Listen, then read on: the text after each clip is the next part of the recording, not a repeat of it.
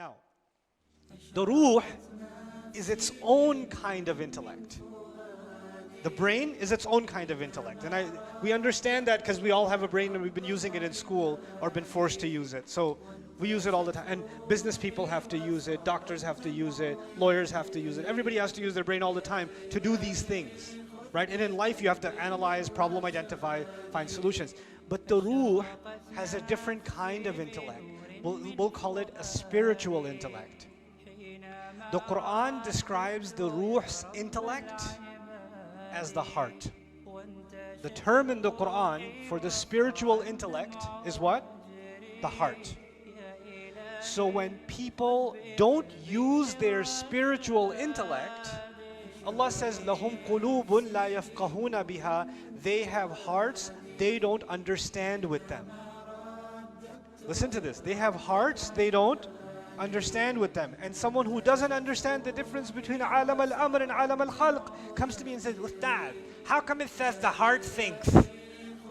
The heart doesn't think, the brain thinks. The Quran is wrong about that, biologically speaking. Yes, Sylvester, you are right about that.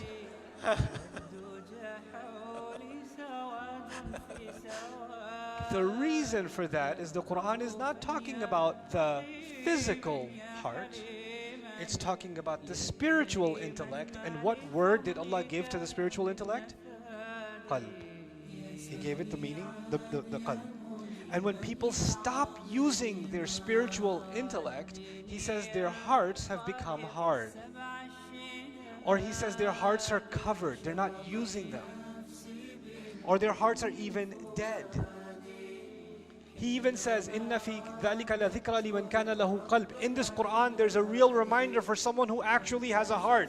You could be like, "But Ustad, everybody has a heart." Yeah, but some people have abandoned their spiritual intellect. They've abandoned their other heart. They're only using this one, not this one. You understand? Okay. Now, it's analyzing. The spiritual heart is also analyzing. But it's not analyzing for food, and it's not analyzing for shelter or clothing or more money. It's not analyzing for that. It's analyzing to fill some other kind of void. Because the physical body gets hungry, the physical body gets thirsty, the physical body has physical, sexual urges, the physical body wants to preserve itself, safety. Those are all needs of the physical body and the physical mind. But the spiritual heart is looking for spiritual food. So you're going to go have the best food with your friends, and you had a great time, but you're feeling an emptiness inside.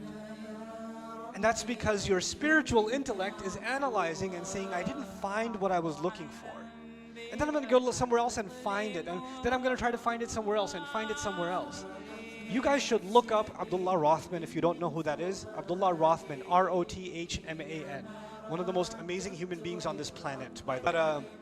So his story, listen to his story. I'll tell you a brief synopsis of his story. He comes from a family of, great psychologists and pioneers in psychology. And he became interested in the question of what is the soul. He just became interested in that question. What is it? And he's a white guy. And he doesn't come from a religious background at all. And he wants to understand the soul. So he says, okay, I'm going to look at psychology last. I'm going to look around the world for what people say about this thing they call the soul. So he spends time in a Hindu temple, living with a pandit, dressing like them, eating like them, like the whole 9 yards for a while, a year or more. Then he goes to some shaman in Jamaica and lives in the woods and fishes with a spear and lives among them. Then he spends time in like a Jewish seminary, and he spends time in the church, and he all over. Like, he didn't just go study this stuff.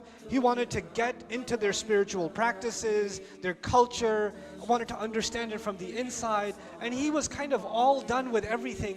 And he came back to do his master's in psychology. And somebody asked him, "Did you do Islamic psychology? You look at Islamic spirituality?" He goes, "Really? Islam?" And he started looking into it. And he says, "This is it." And he took Shahada. And he's head of the Islamic psychology program at Cambridge Islamic College.